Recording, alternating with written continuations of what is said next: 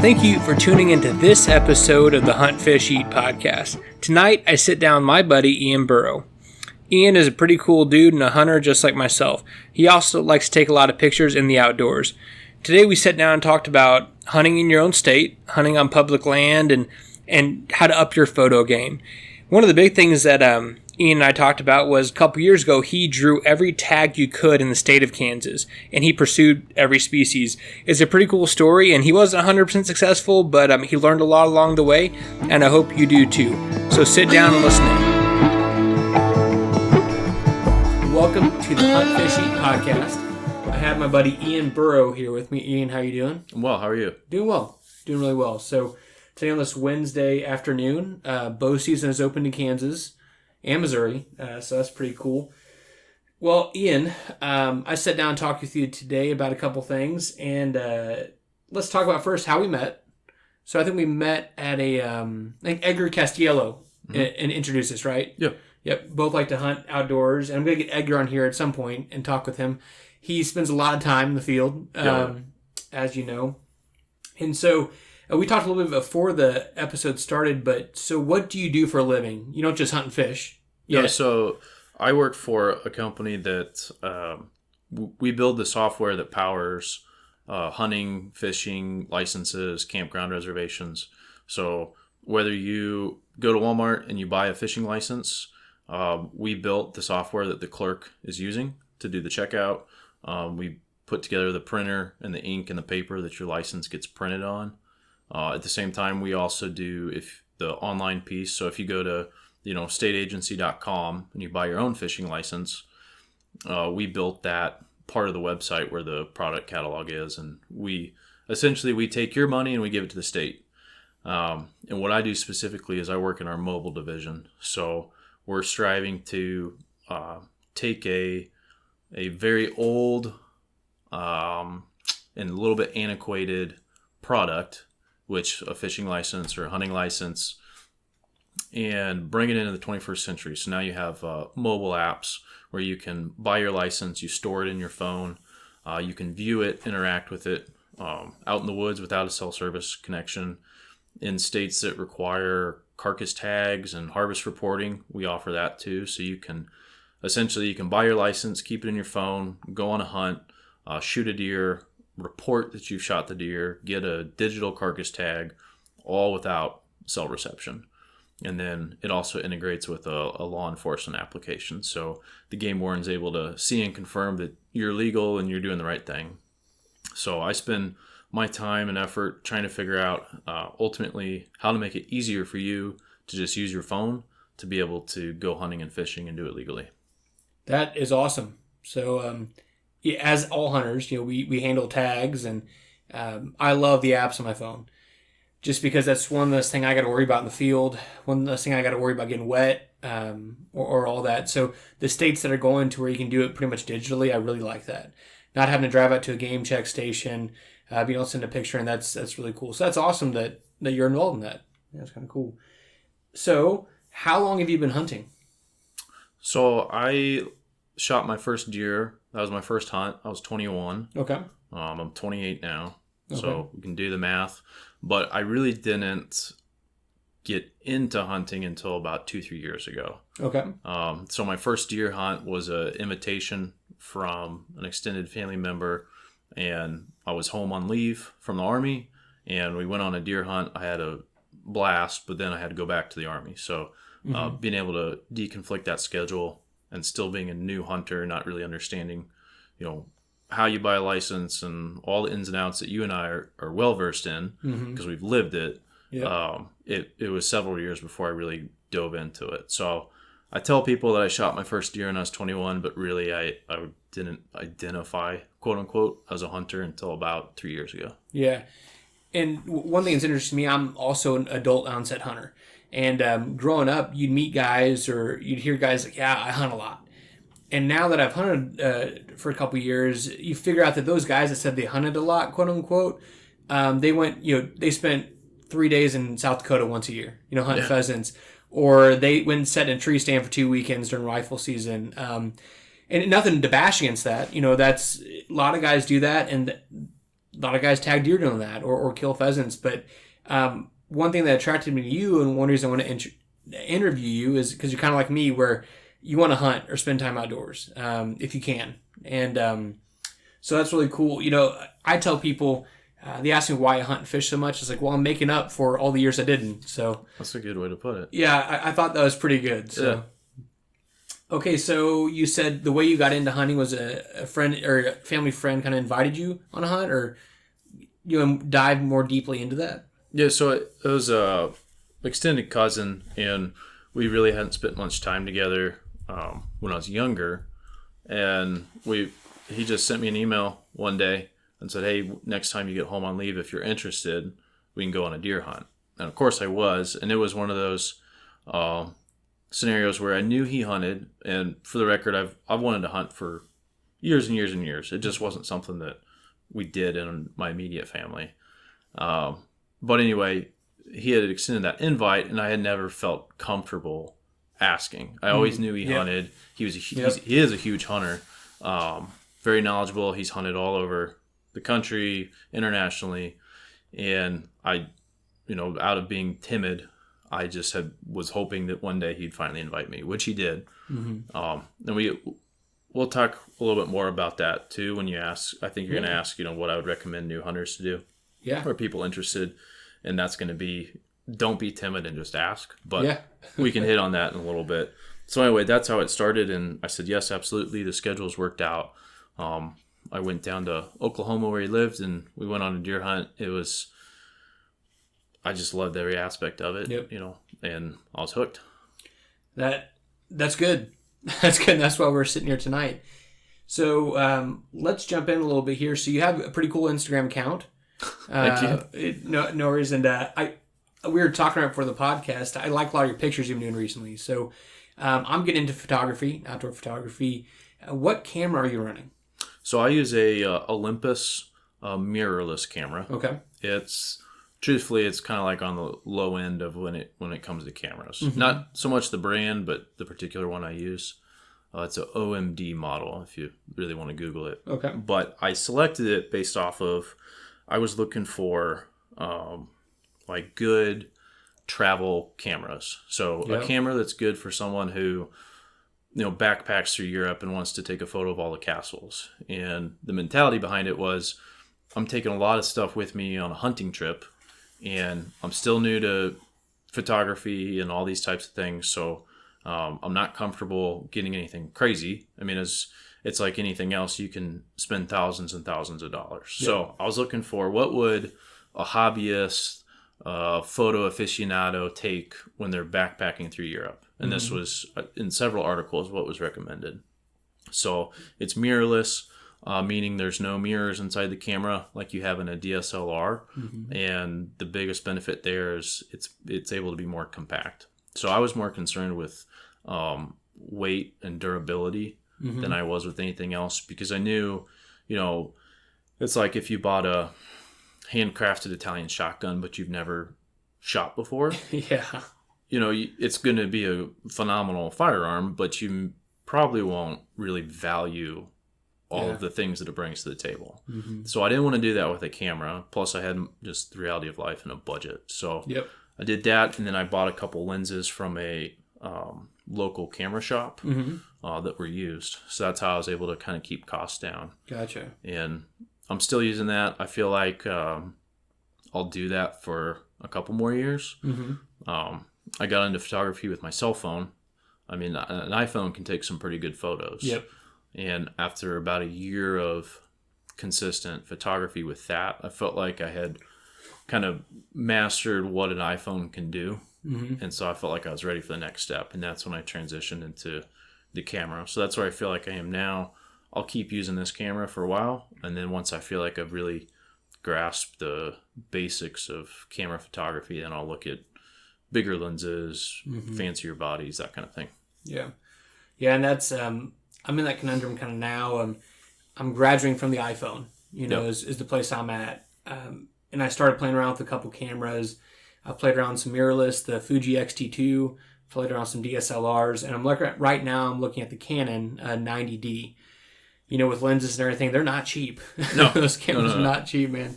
But like I said, when I looked at your Instagram, it was immediately clear to me that you're not just shooting with a cell phone camera. Yeah. And I think that's one thing to mention to people is, if you want those higher quality photos, you don't have to pay $10,000 for a camera setup. But if you can take that next step up a little bit and just get a dedicated camera, you can do a lot with it. Yeah. And get a lot further down there. So you kind of talked about you'd reach the limits of the cell phone. A lot of guys listen to this, that's maybe all they have, maybe all they want to do is use a cell phone camera.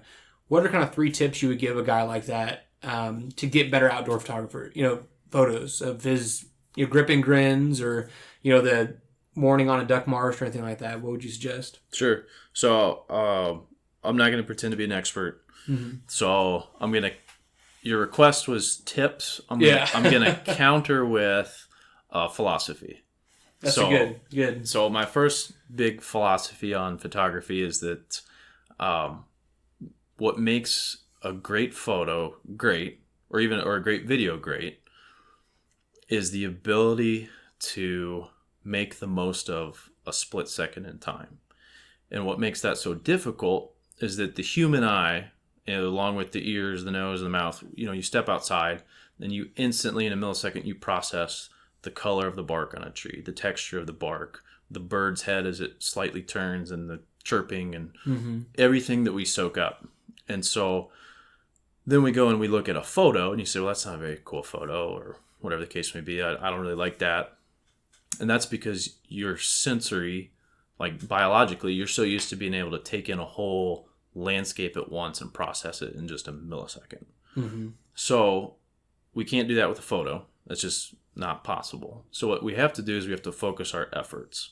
And you do that in picking out, of this landscape or of this tree, what's the thing that I care most about that I want you to be aware of? Because what we're ultimately doing is you're using your one photo to tell a story.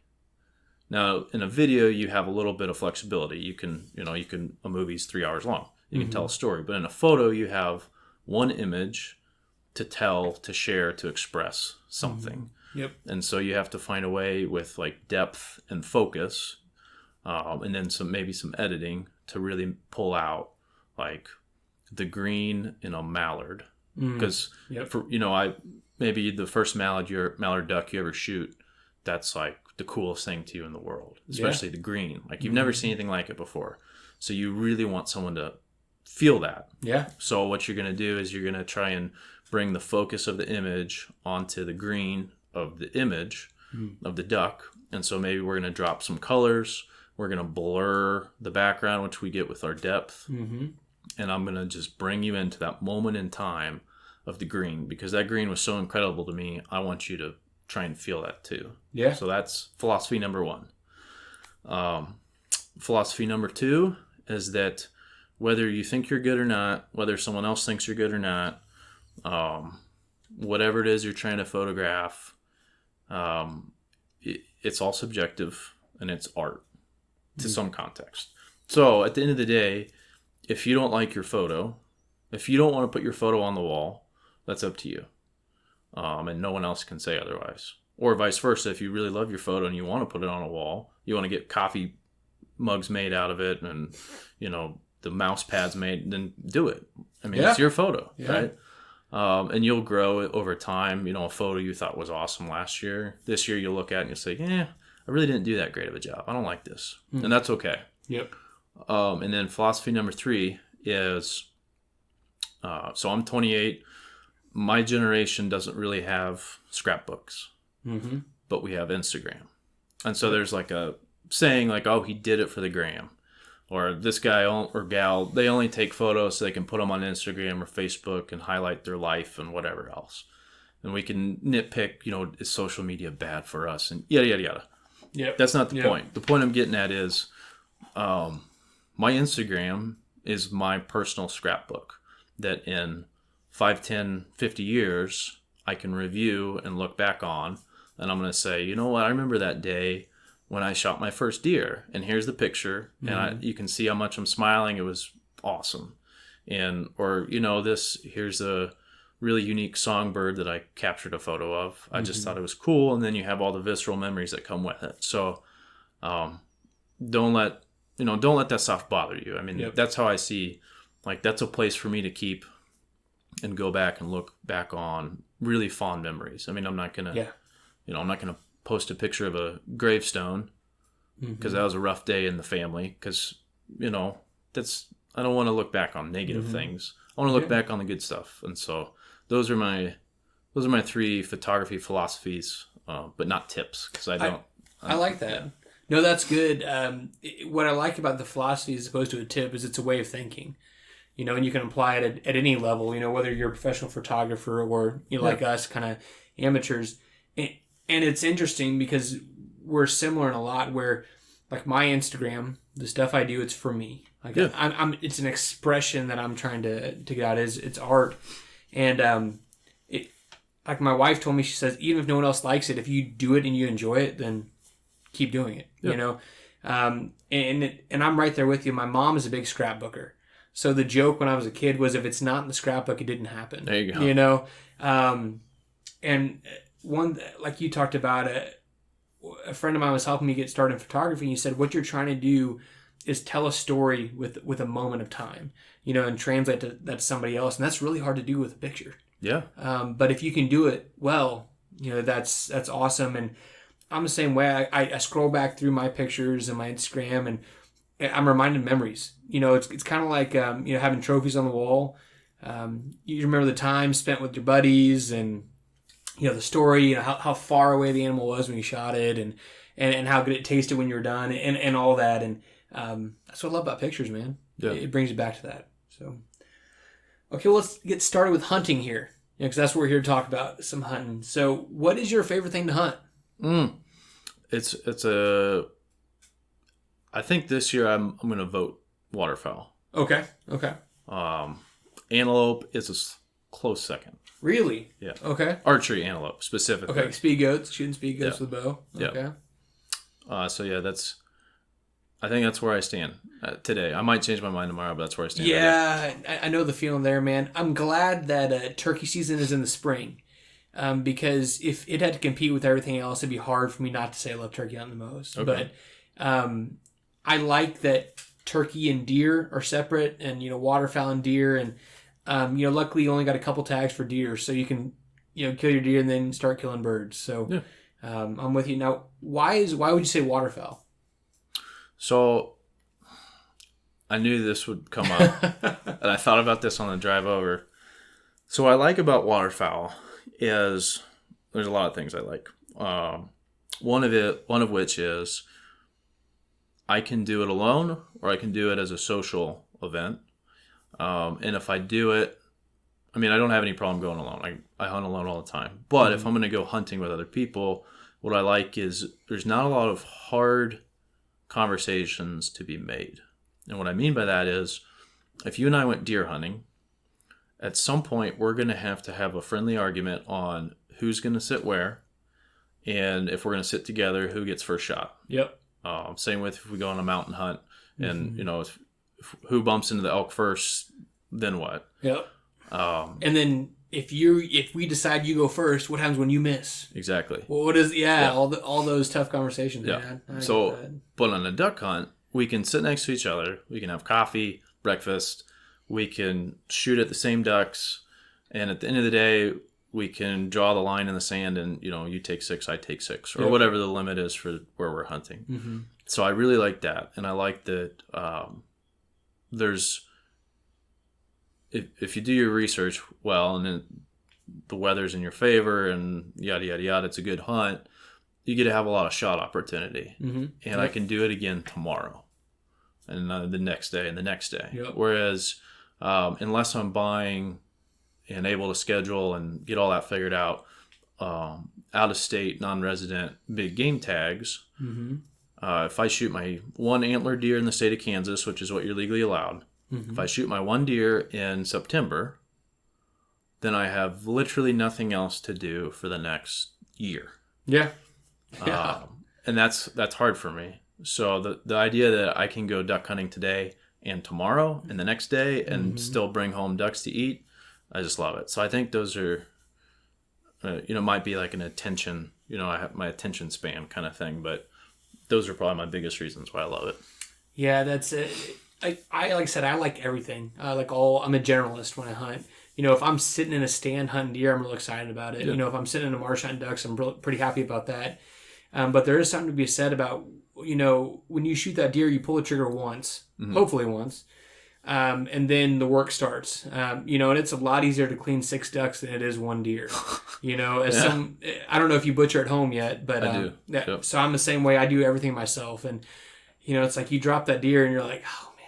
Now I go field dress it. I go quarter it out. I take it home. I got to butcher it. Got to wrap it up. And you got to do that. I like to do it within about 24 to 48 hours usually, unless I can hang it. Yeah.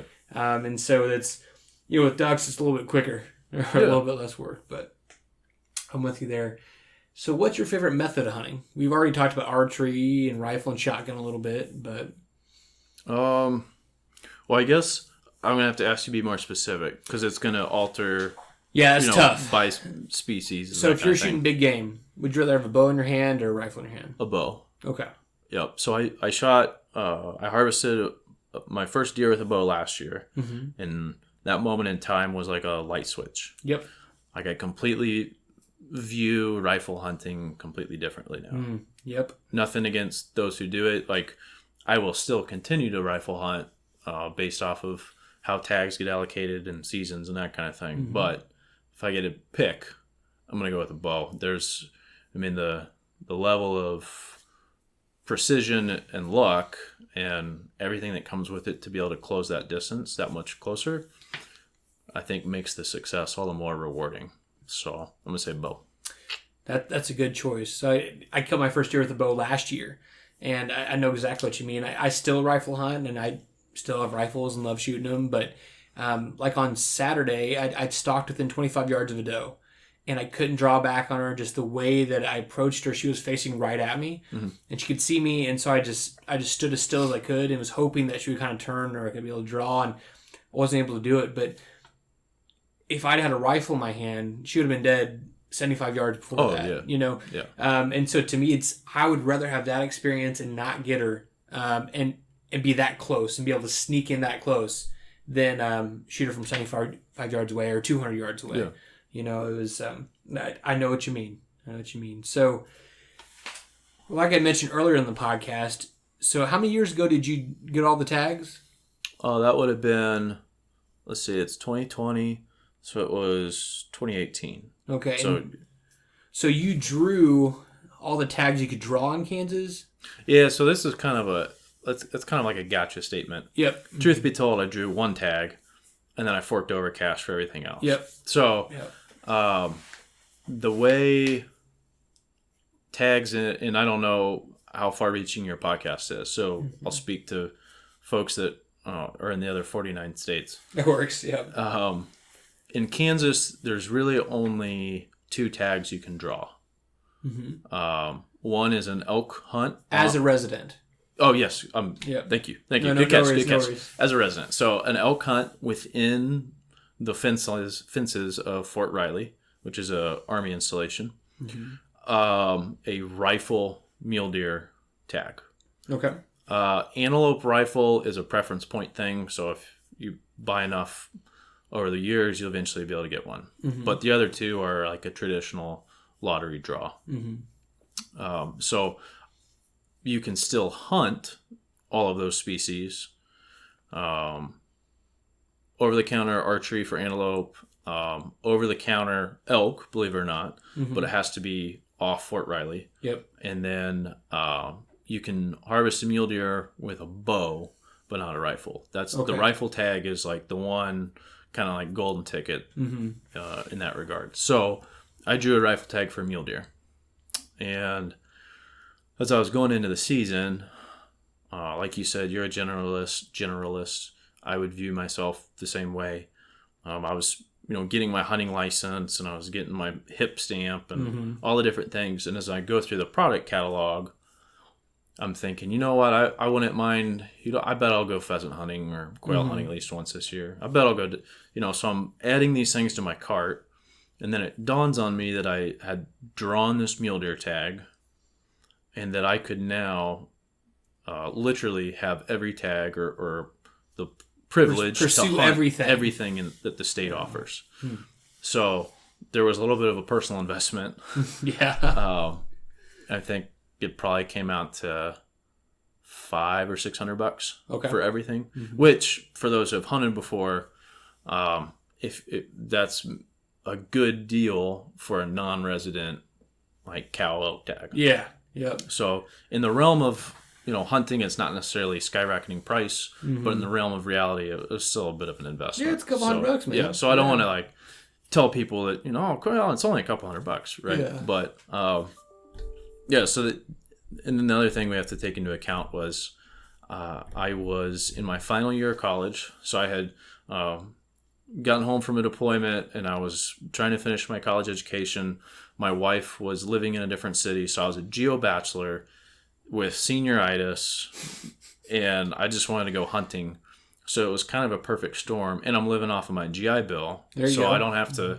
I was fortunate I didn't have to work every single day while I was finishing school, and so I was kind of able to stack the cards in my favor. Where it might actually be possible to hunt everything because I don't have kids to take care of. I don't have a day job to worry about. And let's be real, it was college, so it's not like I really cared too much about attending every class. Yep. So all of those things kind of came together, and I set out with the personal goal to hunt every single thing in the state of Kansas in one season. That is really cool. That's a cool goal, and kind of like you said, as a resident, if you get that golden ticket and you'll do a rifle tag, it opens up the door to do a lot of stuff.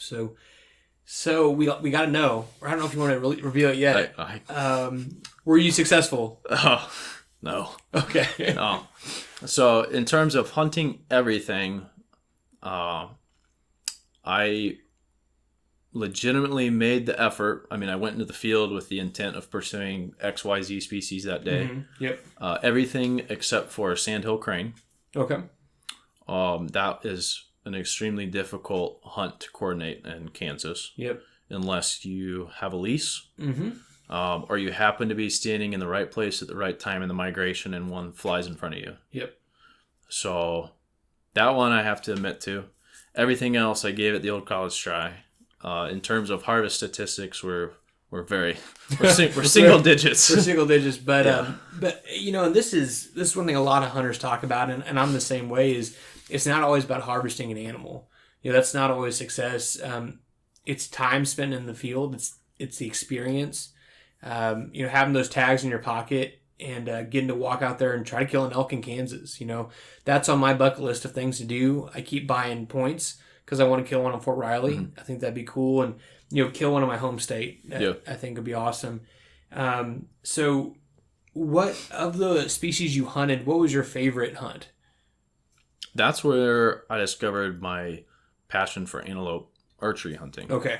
I didn't even know there were... So something that was fun about this project was I discovered wildlife that I didn't know, one, existed, and two, existed in Kansas. Yep.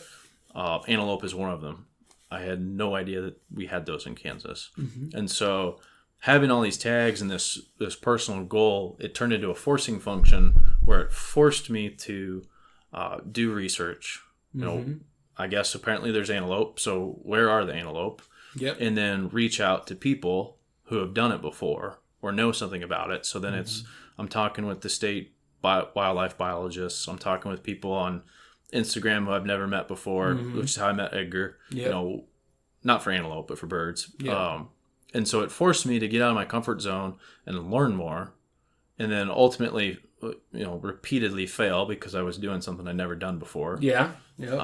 But then I gained a really strong appreciation for all these different species of animals, all these different types of hunting, and then the people who already had that knowledge base and had success in those avenues. And ultimately, that was my takeaway was I screwed a lot of stuff up, but a lot of that too is I just had never done it before, and it forced me to get out of my comfort zone and just try it. And as a result, it made me a better outdoorsman and really helped me realize how strong my passion is for this kind of stuff. Yeah, absolutely. That's it's a really cool perspective to have. And I would encourage people, in their own state, if they always go to Colorado to hunt elk, but they live in Alabama, look at what's in your state or what's in a bordering state, Mississippi or, there's elk in Tennessee and Kentucky, I think, have elk. That's great. And so you always think about the western states as those classic big game states, but, you can get tags cheaper close to you, usually in your own home state, obviously, but also travel costs and you may have a connection closer by. And, I hunt Missouri quite a bit, and it's the tags are expensive, but, it's a lot closer to home, and I'm still getting increased my hunting opportunity because like you said, in Kansas, I can only kill one antler buck, a year. So that's nice to be able to pop over to Missouri, or I'm looking at Nebraska next fall to go up there and do some public land hunting for some deer. But that's really cool. And it makes you appreciate your home. Absolutely. So like anyone who's ever traveled to Kansas or lived in Kansas, we kind of have our mind made up of what it looks like. And it definitely made me feel, I don't know, a stronger connection to the place I was raised, because without this project, I never had a reason to leave I-70 or I-35, the east-west, north-south interstates. But now, because I'm looking for this specific animal that's only going to be in a specific place at a specific time, I'm seeing little towns that I've never heard of before, meeting people. I mean, I met farmers who got the tractor out mid-dinner, pulled my truck out of the snow.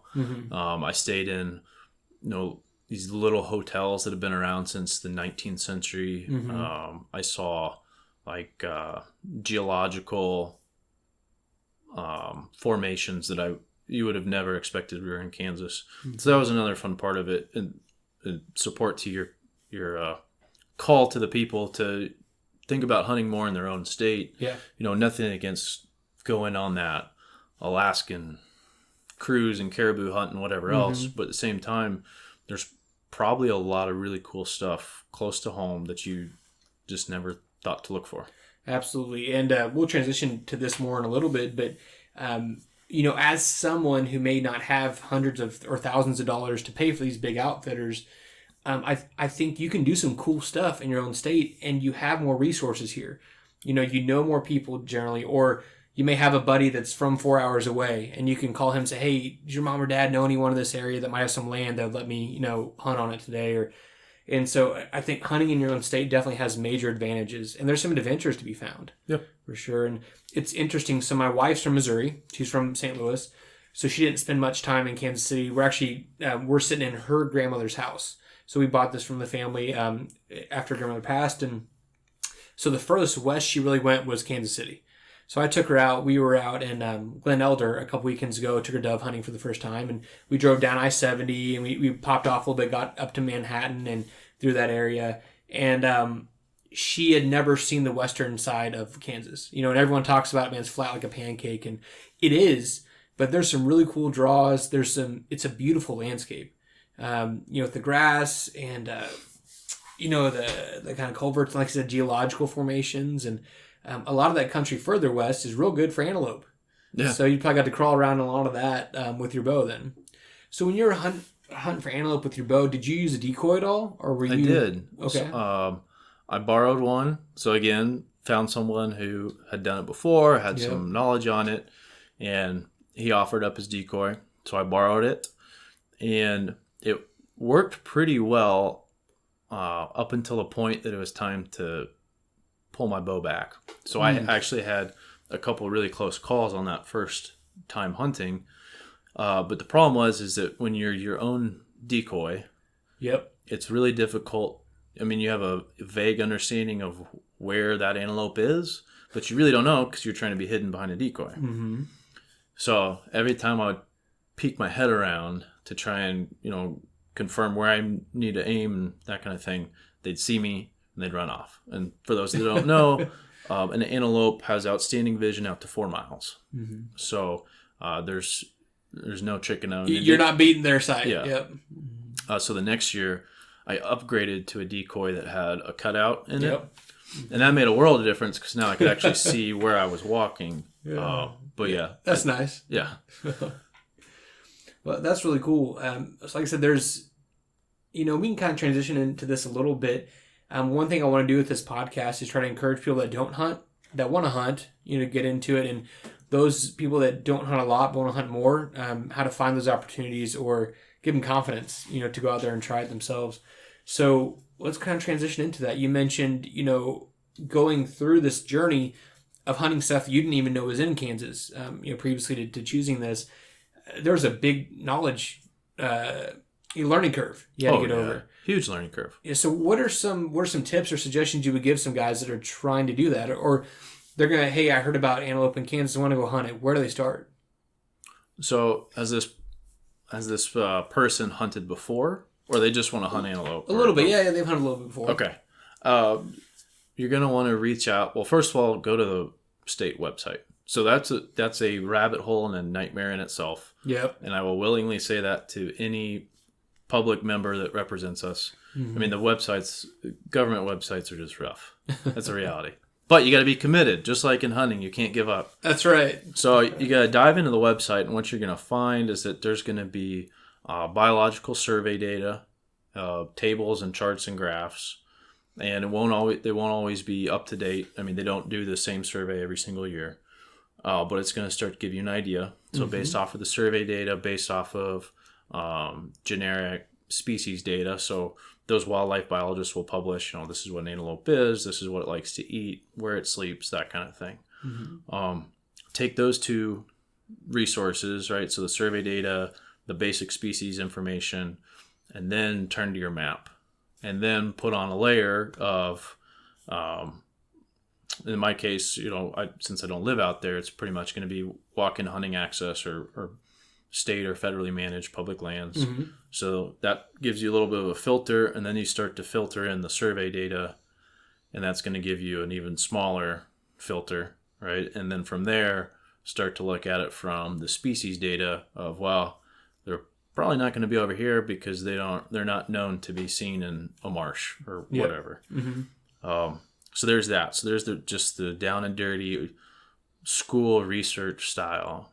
The stuff we all hated, yes. Or at least I hated growing up. Yes. It actually does apply. It really does. And you have to think about it in terms of, like, I looked at it in terms of like the financial aspect. Mm-hmm. I mean, if I spend a couple hours this week figuring out at least 100 square mile radius versus the entire state of Kansas where I should go, I'm going to save myself several tanks of gas.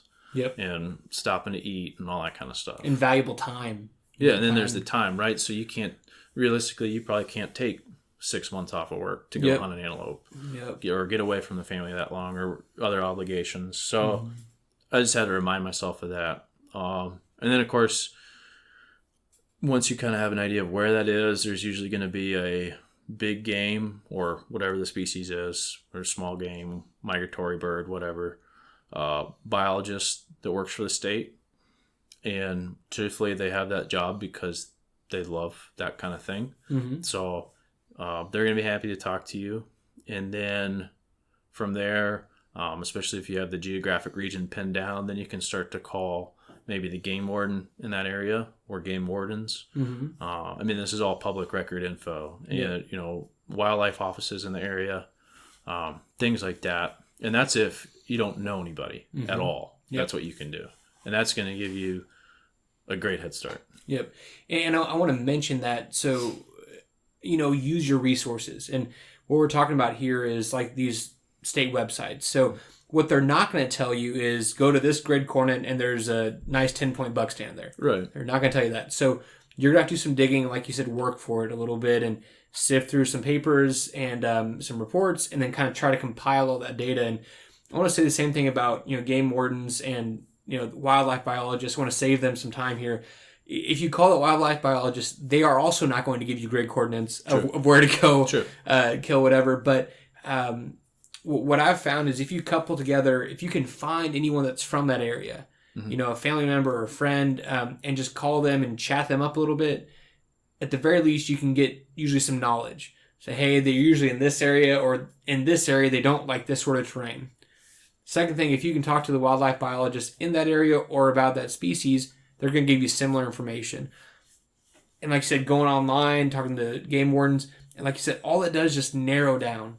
and makes it, you know, where as opposed to taking the whole state, you're just getting a smaller geographic region, or increasing your chances of finding animals that you're looking for. Yeah. And I do want to make a caveat that I know that the research side of like planning a hunt, people get really in the weeds on.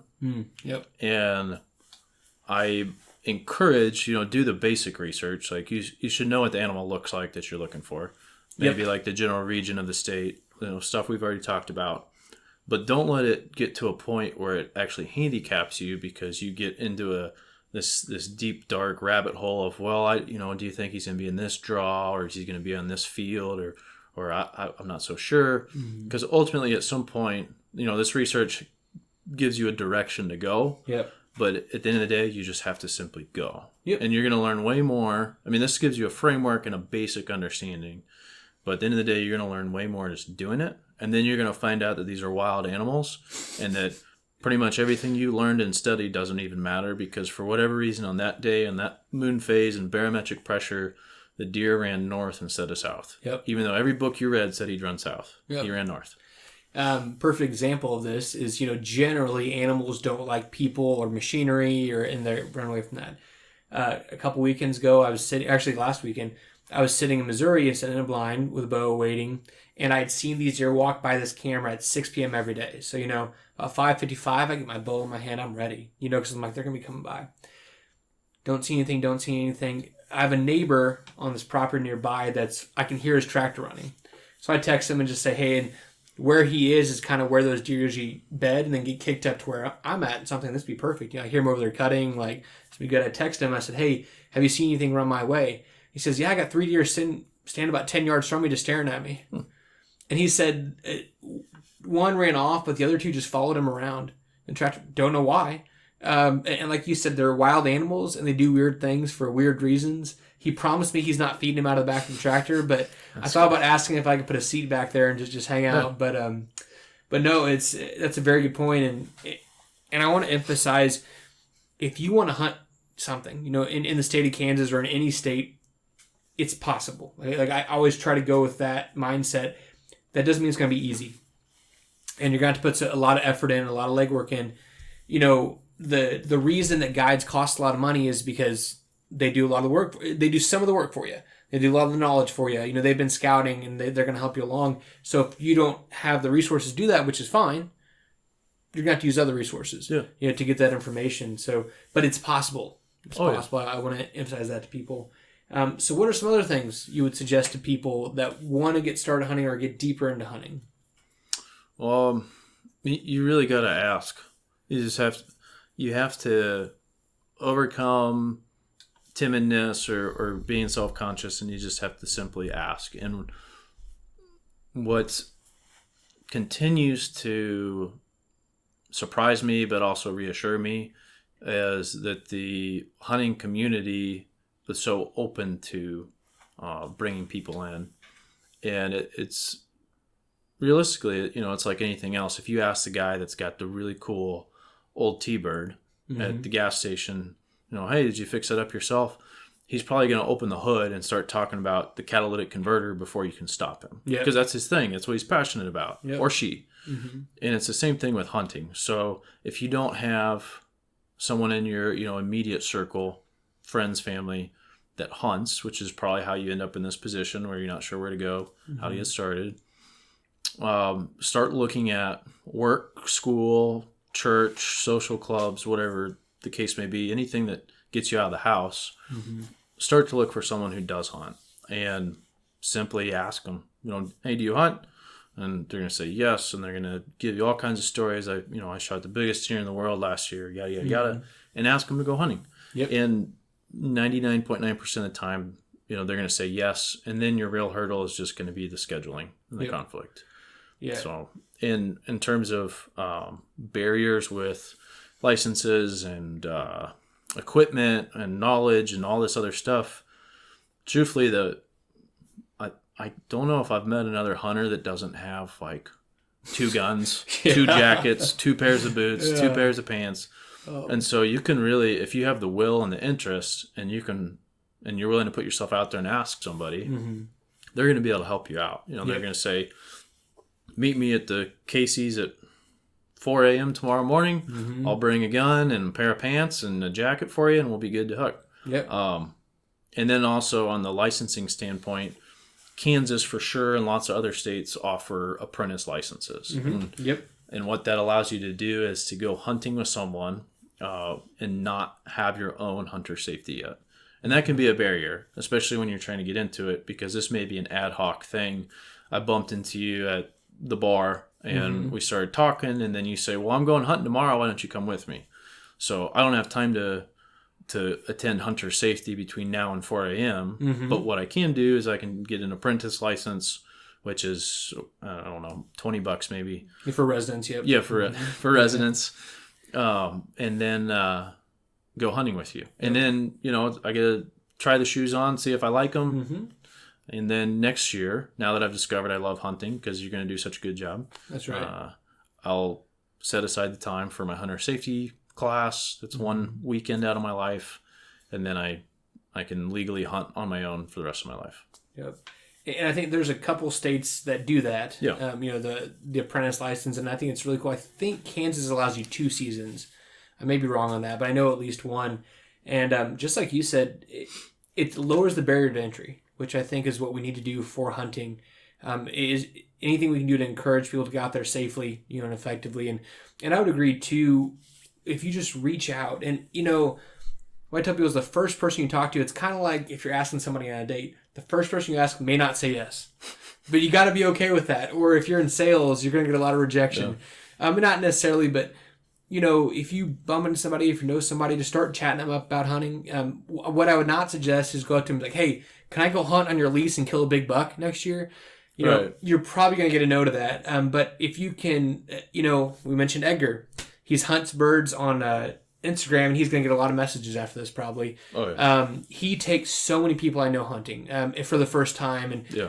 What happens is kind of like you said, how you met him, where you shoot him a message to ask him a question because he does a lot. And he says, okay, hey, if you're in this area, we're going to go over to this place, meet me there at 5 a.m. and we'll go kill some birds. And I've seen him do that a lot with people and get their shoes wet or get their feet wet in hunting. Yeah. And I think he tries to make it as approachable as possible. And, I can tell you how to do something all day long. It's a lot easier for me to show you. Yeah. And if you can walk really fast, you can keep up with Edgar. So yeah. And that's one of the things with hunting is you can read all about it, but there's a lot that comes with it in terms of just being in the outdoors, understanding terrain and the map and the weather, the species, the firearm or bow. There's a lot. And so it's really beneficial to reach out and work with someone. But conversely, as people who do already hunt, so you and me, it's on us to be approachable and also look for that. Absolutely. I say it all the time. I think people think I'm joking because it's very rarely taken up. But someone will say, somehow hunting comes up at like dinner with my wife and her coworkers. I'll say, yes, why don't you come with me? Or yeah, I love it. It's awesome. You should try it sometime. Let's go. Yep. And I think people don't believe me, but the truth is it's there, and that it's on us in terms of to make sure that we hold on to this heritage, to be approachable and to be willing to help other people out, because I wouldn't have the knowledge I have if it wasn't for people like Edgar and others that I reached out to, or my cousin who took me hunting for the first time. If it wasn't for him, chances are I wouldn't even know that I loved hunting.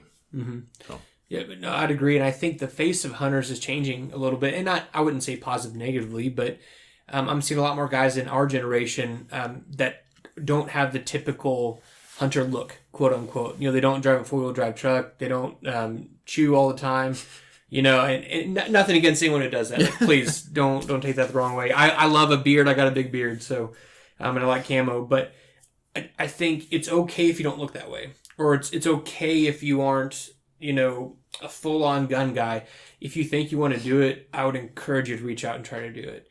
Another thing I would say is, in addition to calling the wildlife biologists or the game wardens, if you call your local Department of Wildlife and Parks office for licensing, because if you, like we talked about earlier, if you get on the website, it's confusing. Yeah. It's which license do I need? What's this preference point thing? Or I'm hunting this animal. What all do I need? If you call those guys, that's what they do for a living, is answer those questions. And so the last thing you ever want is to be in the field and think you're okay and have a game warden come up and you're not okay, because there can be some big, and just out of ignorance. So I'd always encourage people to, if you're not well versed in this, call. Just make a call to the local office and they'll help you out pretty well. So we talked a little bit about hunting, about getting people started in hunting. What's next for you, man? What's next in your adventures? Oh, shoot. Just waiting for duck season to open. I like many, kind of had my calendar thrown off by COVID this year. I had a couple hunting trips get canceled in the spring because of it, and then I didn't feel comfortable swiping my credit card for additional trips this fall because I didn't know where we were going to be.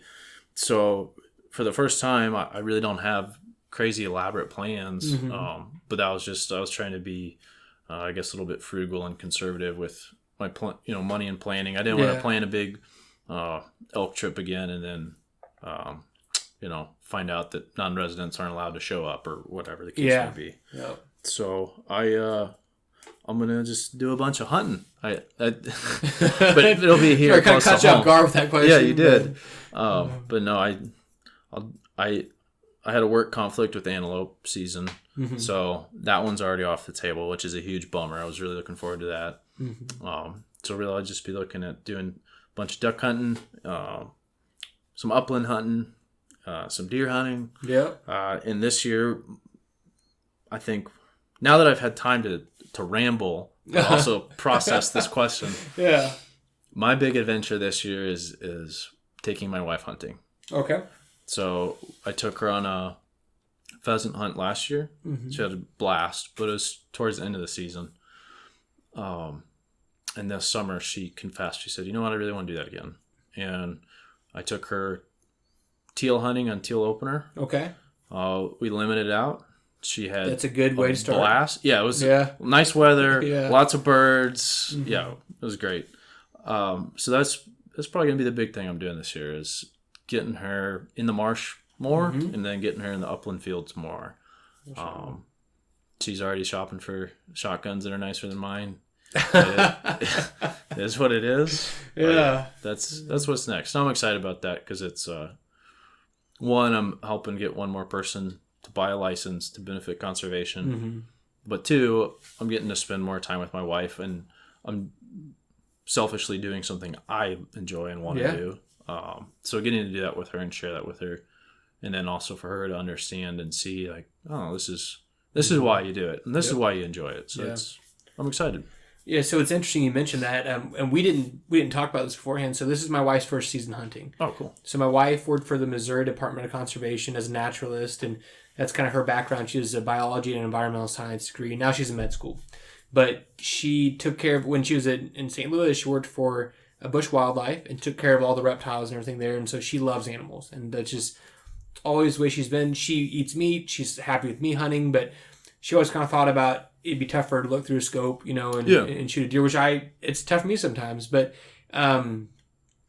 she kind of hinted around but wanted to hunt, and I have a lot of buddies that their wife went hunting one time with them and never again. You hear the horror stories, and so I tried, and I'm not perfect at this at all, but I've tried to not push at all and just, be open if she wants to go and encourage her. And, and so it's actually turned out really well. And like I said, we went dove hunting a couple weeks ago. And one of the coolest things I ever had was the first couple doves start flying in, right as daybreak's coming in. And she shoots the first one and misses it. And another one comes in and she looks at me and she goes, "I want to do this again." And it's that warmed my heart quite a bit. So, sure. Yeah, we're she's on October 3rd. We're doing a pheasant hunt at Ekman's with a local PF chapter, and that's gonna be her first pheasant hunt. And I think she's cool with stuff flying right now. Shooting animals flying, and we ate the doves. We cooked out at Glen Elder. It was a pretty cool experience, and she's gonna sit in the blind with me a little bit this year, deer hunting. So to kind of get that experience, and I was kind of explaining to her, when you're deer hunting, it's like they just appear. Sometimes, you're just sitting there and then out of nowhere, you see this gray body moving through, and it's, I don't know, it's like my heart just starts pumping, this like switch flips, and it's like, okay, the game's on. Whether it's... Yeah, it's adrenaline. It is, man, 100%, and you're like, man, I think it's going to hear He's going to hear my heartbeat. I was talking to a buddy of mine today. He was hunting up in Nebraska early season, and they went and did a hanging hunt just into this bedding area. They're like, it was the last day, get real aggressive, And he said that there was a path that a bunch of deer were walking out about 20 yards from the tree. So they get up there and hang-ons, and so he sees these two forkies get up, and they're walking down that path, and he sees another big 10-pointer behind him. He says about 150, 155-inch deer, which is not world record, but that's a big deer. That's a big deer. And my buddy was with a bow, and he said he's expecting that deer to walk on that path where there's a nice window and everything. Well, that deer doesn't do that. Walks straight to the tree he's sitting in. And he said it stood underneath him, and he was just like, I know he's going to hear me. I know he's going to hear me, And he was able to draw back, but it spooked off and just wasn't able to work out. But no, it's having those experiences, getting to share that with my wife. I'm excited about that. Yeah, I'm extremely excited. So that's cool, man. That we're both kind of going on that same journey together, separately but together. It's good. Yeah. But cool. Well, anything else you want to summarize up or talk about on this wonderful podcast here? No, it's your show. Oh, okay. Yeah, you call the shots. No, it's all good, man. Well, Ian, thanks for sitting down with me and chatting a little bit and spending an hour on your Wednesday night. So. Of course. Yeah, we'll have to get out and hunt some antelope next season. So that's on my list of stuff to do, man. So I got a bow, and we can crawl around and get some sandbirds. There'll be a lot of crawling.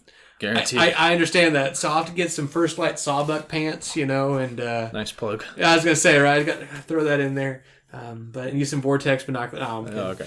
No, but it'll be a good time, man. Well, I look forward to it, and we'll talk later. All right. Man, that was a really cool episode with my buddy Ian Burrow. Ian's a pretty cool guy, and I hope you learned some stuff about how to hunt public land in Kansas and maybe some ideas about how to hunt public land in your own state. If you want to find Ian on Instagram, his Instagram is Ian_Burrow. Pretty simple. If you enjoyed this episode, it would really help me out if you share it with your friends and family. If you are listening on Apple Podcasts, please leave a review. When you do that, it helps this podcast come up in more searches and reach more people. Please go and like us on Facebook, Instagram, and subscribe to this podcast wherever you listen to it so you never miss an episode. If you want to help support the Hunt, Fish, Eat podcast and have an opportunity to do some awesome stuff with me, please go check out our Patreon page and feel free to jump on at the support level you feel comfortable with.